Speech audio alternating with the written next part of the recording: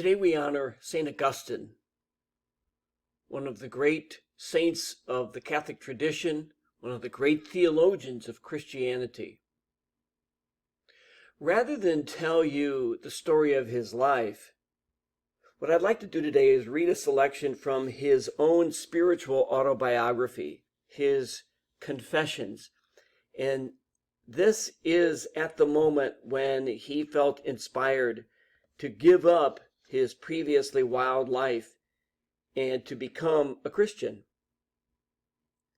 And so he writes, "I flung myself down under a fig tree, how I know not, and gave free course to my tears.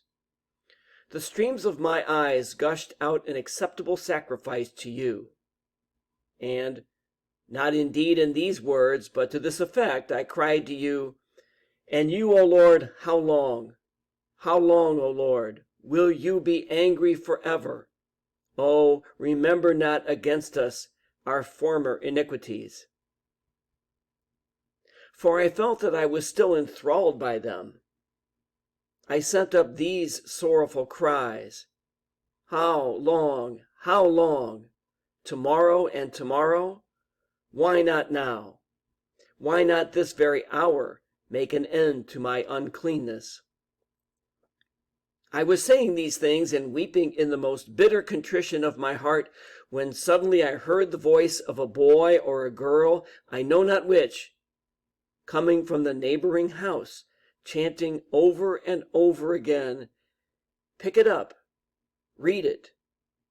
Pick it up, read it.' Immediately I ceased weeping and began most earnestly to think whether it was unusual for children in some kind of game to sing such a song. But I could not remember ever having heard the like. So, damming the torrent of my tears, I got to my feet, for I could not but think that this was a divine command to open the Bible and read the first passage I should light upon.